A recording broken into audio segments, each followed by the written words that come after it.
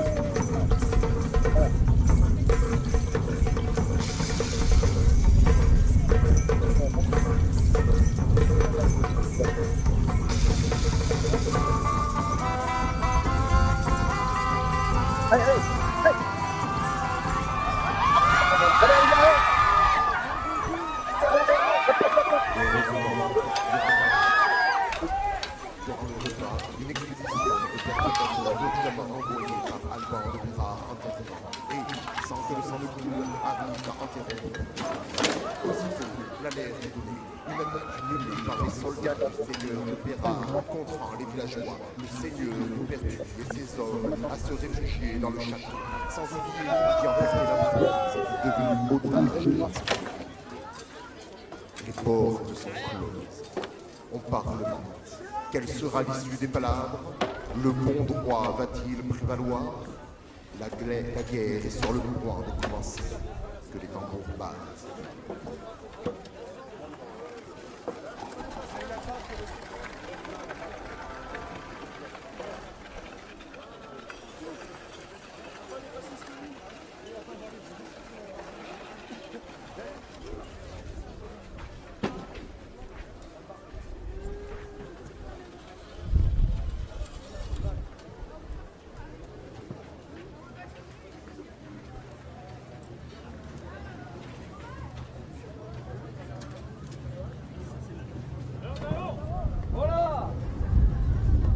Ton chemin.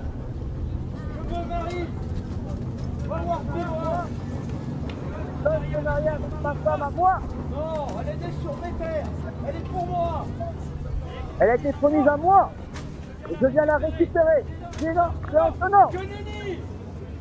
Vous êtes à la maison, ce soir tu dormiras dans la rue. Foutre cul. Ce soir tu es mort.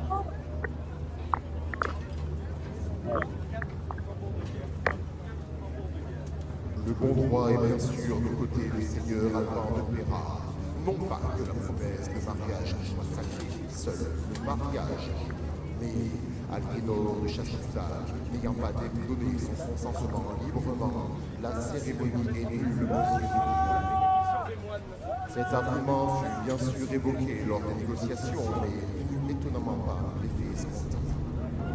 Par la suite, des arguments plus concrets furent avancés afin de concevoir les tenants et aboutissants matériels sur lesquels les négociations pourront s'appuyer. Et finalement, les deux parties tombèrent d'accord sur un désaccord.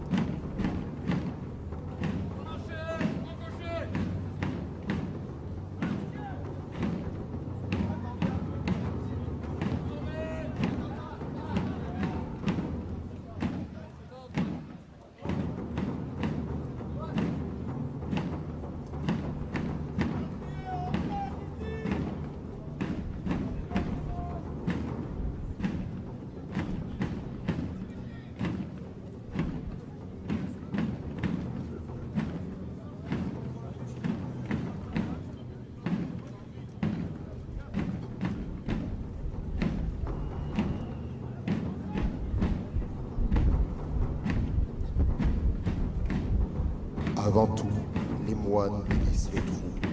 Leur seule présence en dit long sur le point de vue de l'Église et sur la légitimité de l'assaut.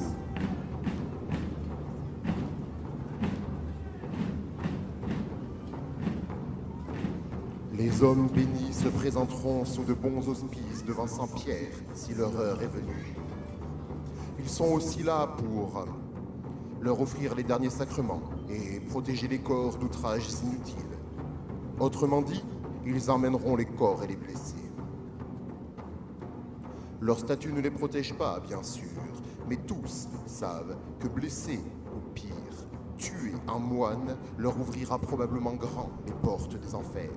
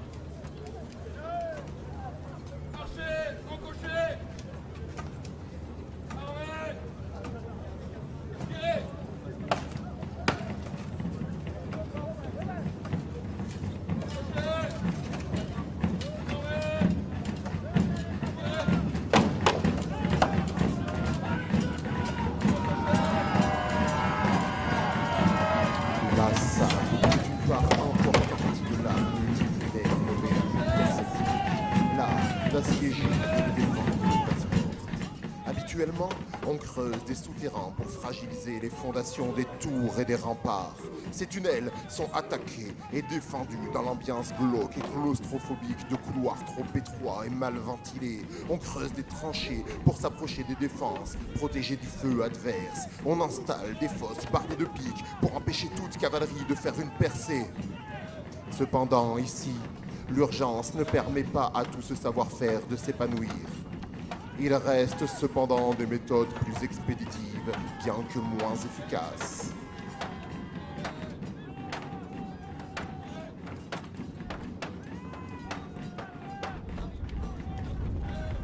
Avec des leviers, des coins et des coups de hache donnés au bon endroit, une porte peut tomber. Il faut résister aux tirs depuis les remparts. Heureusement, les défenseurs n'étaient pas préparés à un combat et les soldats doivent se débrouiller avec le minimum.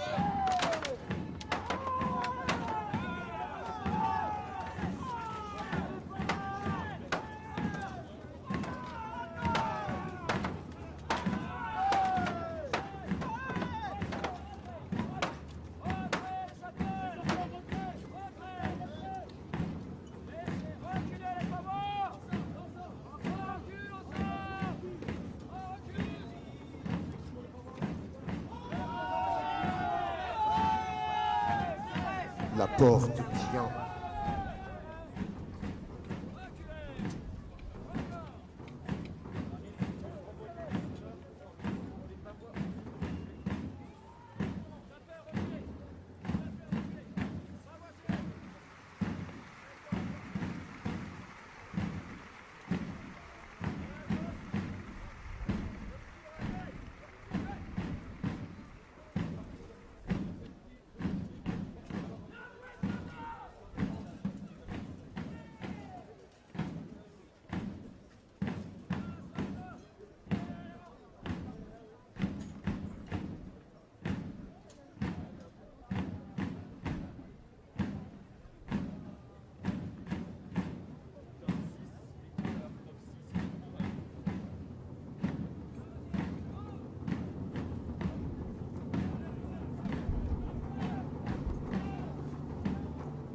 Les efforts des assaillants ne font que commencer. Les sapeurs profitent d'un moment de relâchement où les archers sont partis chercher le reste de la troupe pour clouer des tissus sur les portes.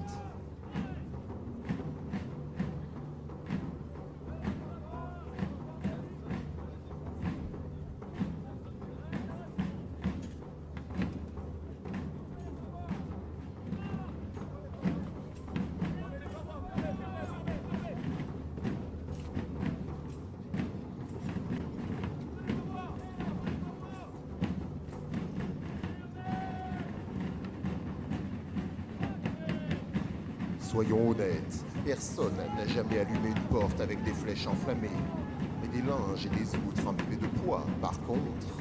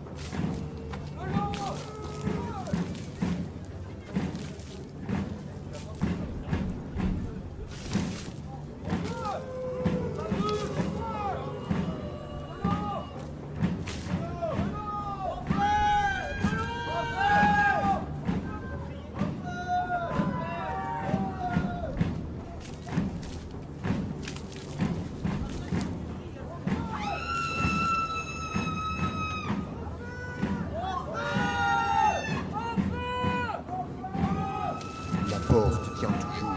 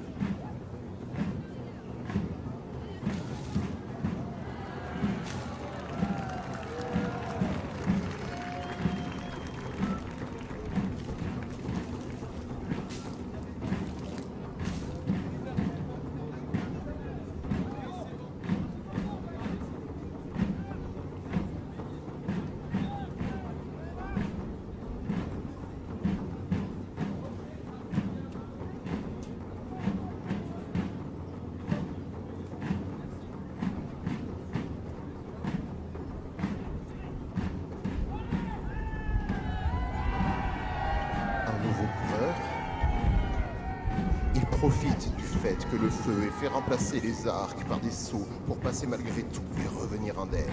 Tous les moyens n'ont pas encore été épuisés.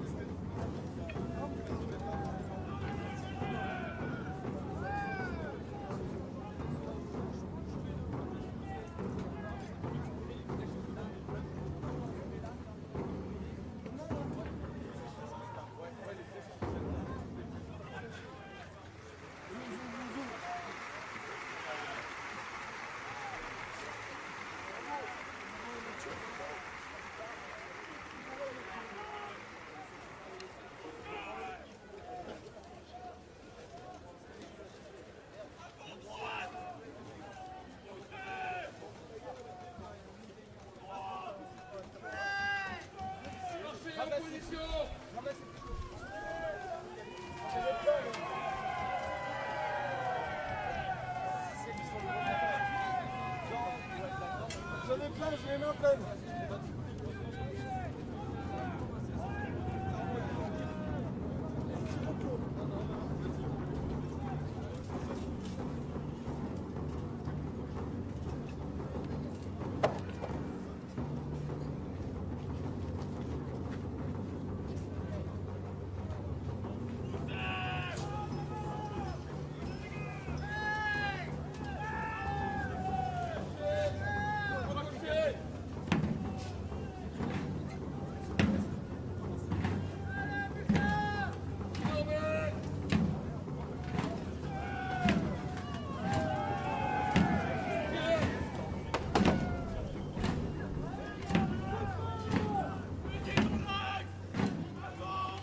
Pendant que la bataille commence, l'artillerie se place à bonne distance.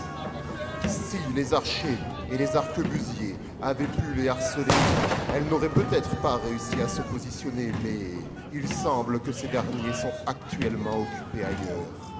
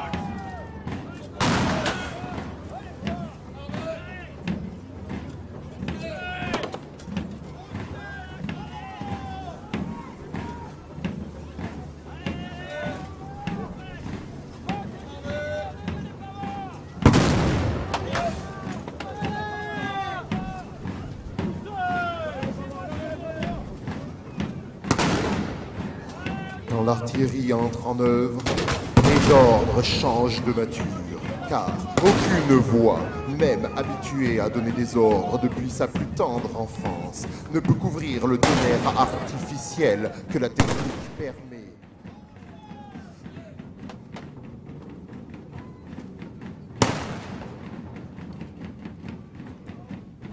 Le canon fait des ravages matériels et fiche des éclats de roc et de bois dans tous ceux qui se trouvent autour du point d'impact. Rien n'avait préparé les défenseurs de la ville à une bataille aussi préparée et aussi violente.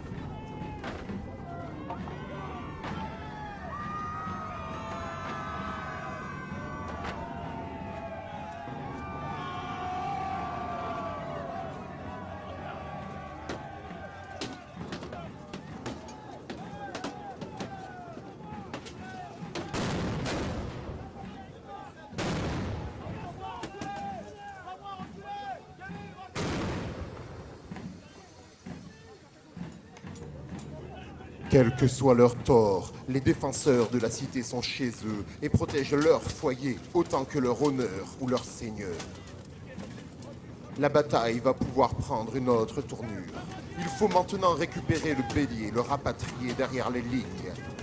Au-delà de la fortune que peut coûter un engin de siège, s'il reste là, il gênera la progression des hommes et pourra même être enflammé afin d'interdire temporairement le passage.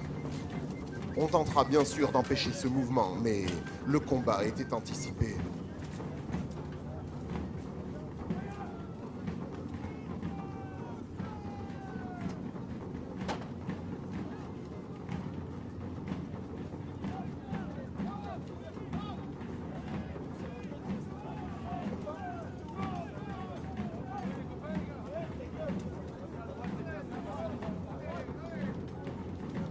Malgré ce déluge de feu, la cité tient et les troupes sortent.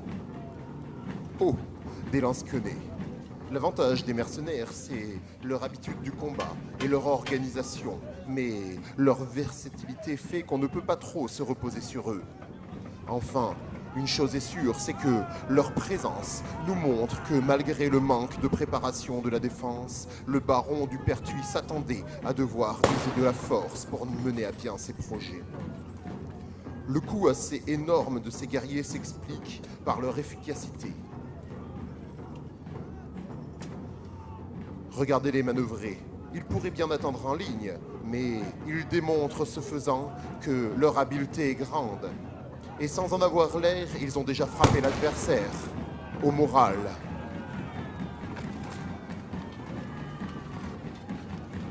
À leur côté, on trouve les chevaliers, dont l'armure en fait des combattants capables d'aller au cœur de la mêlée, de mener des contournements ou de contrer les manœuvres. Ils sont très importants mais ne peuvent rien face à un mur de lance. En parlant de ceci, vous voyez les lanciers. Aucune infanterie, ni aucune cavalerie n'en vient à bout frontalement si la ligne est assez grande. Les deux antagonistes qu'elle redoute sont une autre infanterie d'Ast ou l'artillerie, comme l'a très bien montré notre bon roi François Ier à Marignan.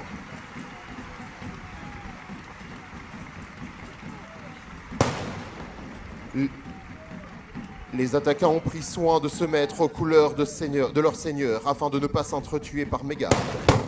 C'est pour cela que vous pouvez trouver la défense bien plus disparate. Les piétons et les archers étaient habillés pour faire bombance, tandis que les vêtements des lance-quenets se prêtent très bien aux parlers courtois et aux manœuvres de séduction.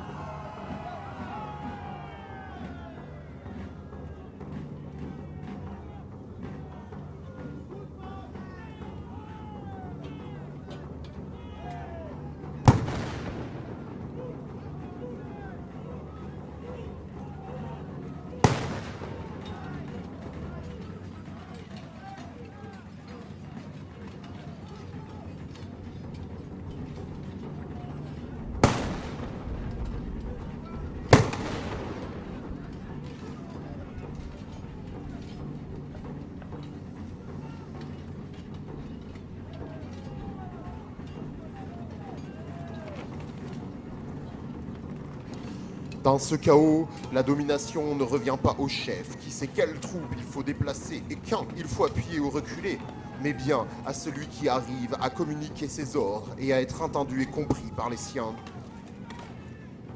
Le moral compte énormément, et pour que ce dernier tienne, il faut un mélange savant de raison, d'émotion, de fierté et de folie. Chez les assaillants, on est venu pour en découdre, et c'est bien parti pour réussir. On a la supériorité de la surprise et de l'artillerie, et on est dans son bon droit. On se bat donc à la gloire de Dieu.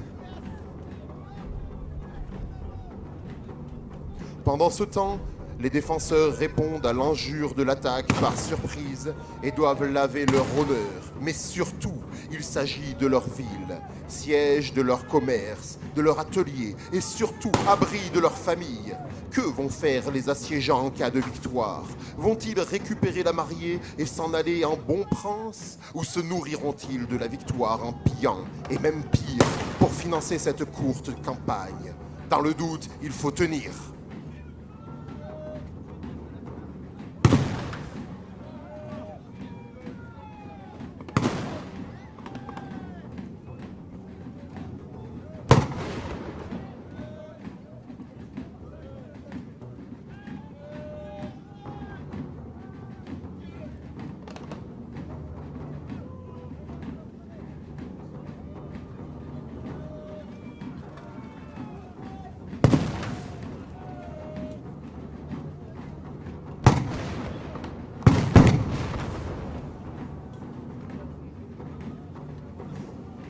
Le départ précipité des mercenaires et un nombre élevé de pertes a naturellement créé une trêve temporaire. Les grands canons peuvent tirer de multiples projectiles et sont efficaces aussi bien contre les murailles que contre l'infanterie. Ils font des ravages terribles. Et même les plus farouches combattants avouent qu'il faut plus de courage pour tenir la ligne sous le feu de l'artillerie que pour combattre au corps à corps.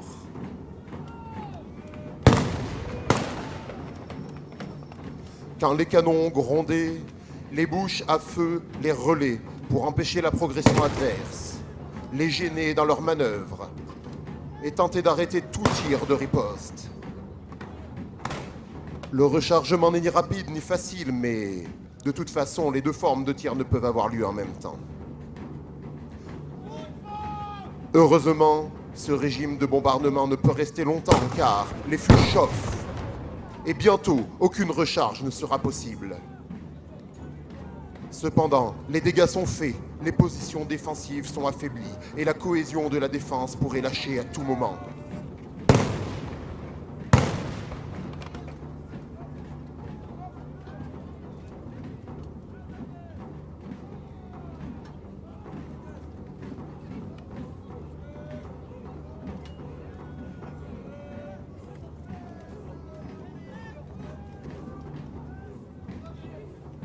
L'affrontement décisif commence sous ces tristes auspices. La tactique fera la différence, mais il n'existe pas de méthode imparable. On peut tenter de flanquer ses vis-à-vis pour casser la formation et combattre avec un net avantage. De percer les lignes pour se trouver derrière ou même de les écraser en appuyant le front plus que ce que l'autre ne peut supporter. Mais de toute façon, il faudra essayer, échouer et s'adapter si l'on veut triompher.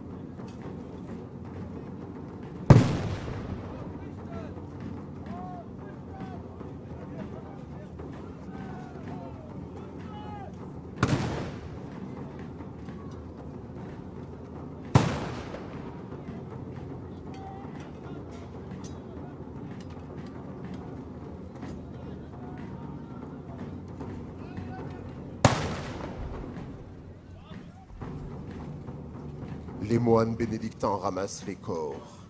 On respecte les hommes de Dieu.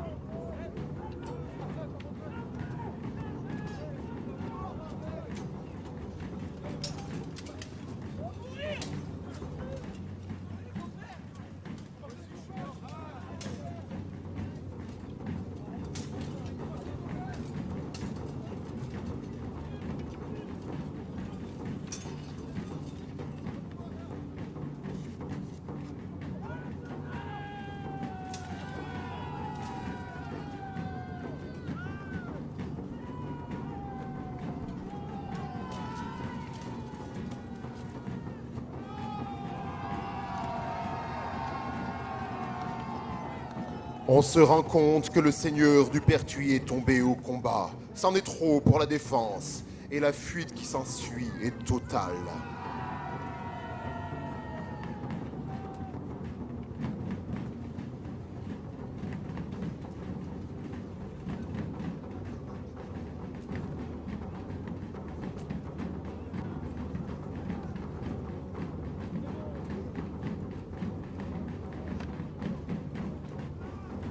Alban de Pérard est heureusement bon prince, et les pires craintes des habitants du Pertuis n'étaient pas fondées.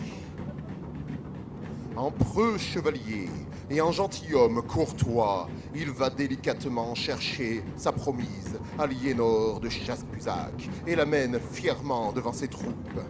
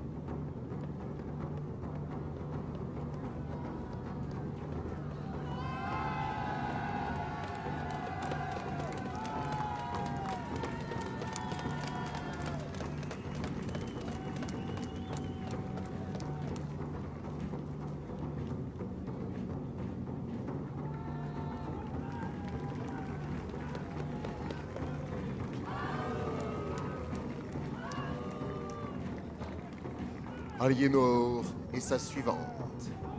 À sa suite, vous voyez les étendards. Étendards des camps, îles et associations qui vous ont offert ce spectacle.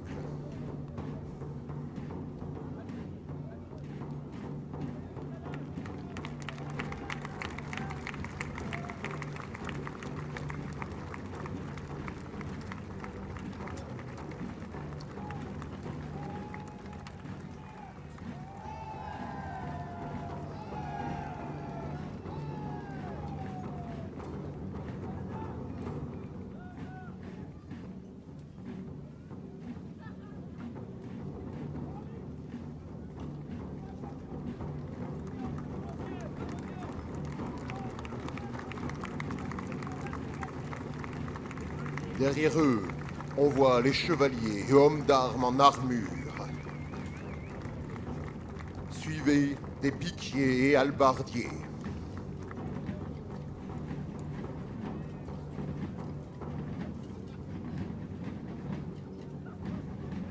Entrent maintenant les arquebusiers.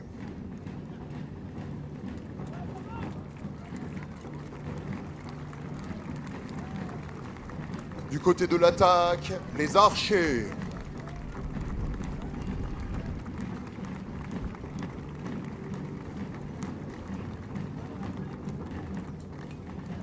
Les civils, la suite de la comtesse.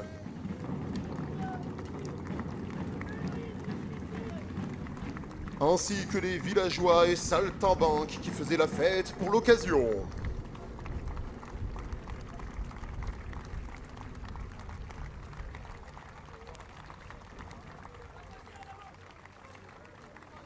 Et enfin, l'ignoble, le félon, le seigneur du Pertuis en personne qui, bien mal y pense, a voulu s'octroyer femme qui ne le voulait pas.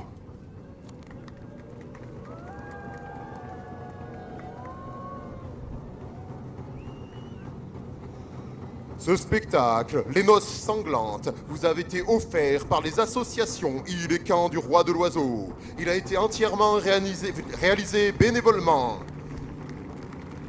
Sur l'impulsion et l'organisation des deux associations, les affres d'Onaï et les bâtisseurs d'antan pour l'occasion de leurs 10 ans. Osco pour les bâtisseurs, Osco! Osco pour les affres, Osco! Merci aux autres camps dont les bannières défilent fièrement devant vous. Et merci, cher public, d'avoir été au rendez-vous.